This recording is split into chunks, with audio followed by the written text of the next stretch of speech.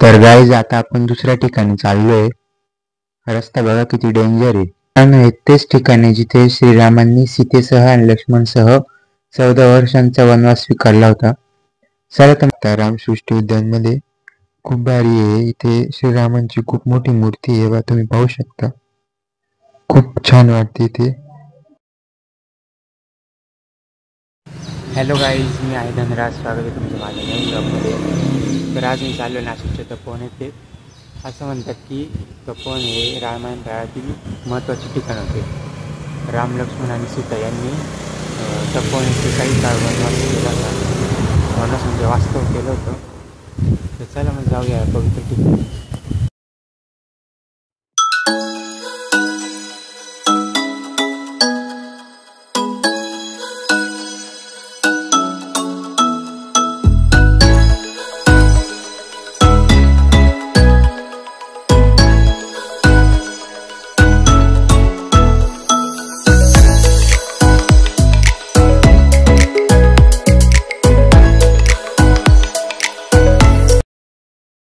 तर मित्रांनो, मी तपोवनात पोहोचलोय।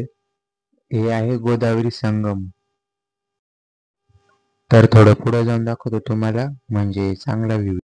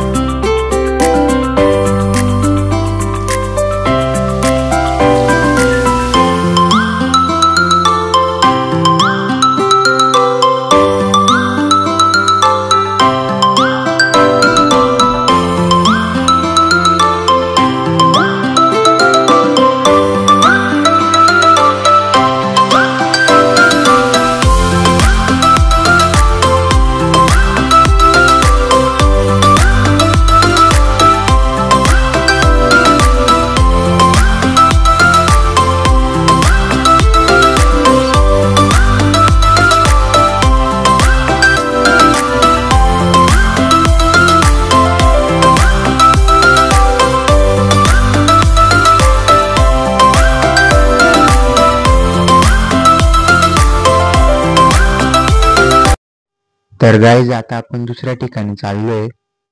रस्ता बघा किती डेंजर आहे।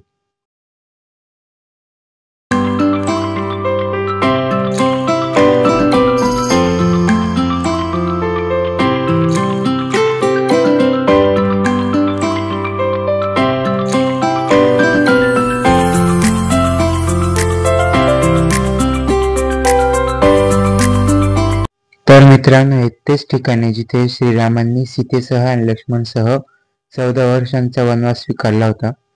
चला तर मग पाहूया मध्ये कसं आहे ते।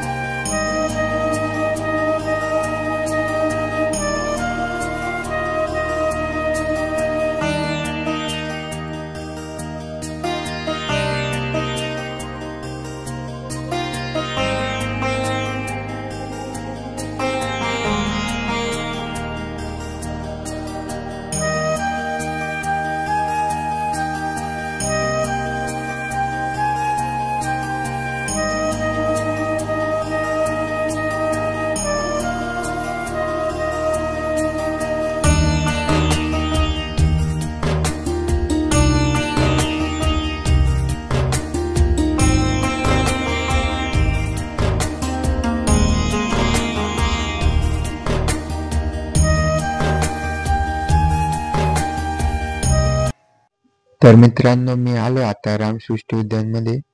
खूप भारी आहे। इथे श्रीरामांची खूप मोठी मूर्ती आहे, तुम्ही पाहू शकता। खूप छान वाटते इथे।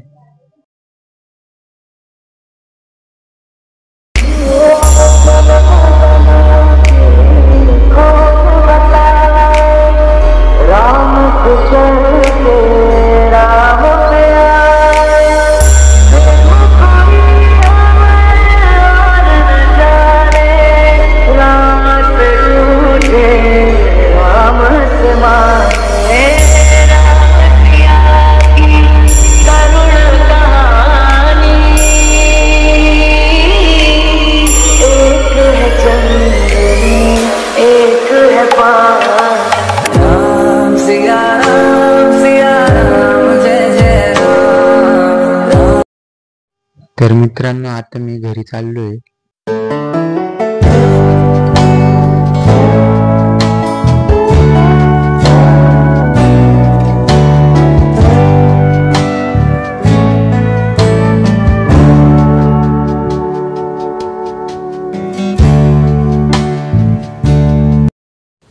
तर गाईज फायनली आपण पोहोचलो आहे घरी. तुम्हाला आजचा व्हिडिओ कसा वाटला कमेंटमध्ये नक्की सांगा.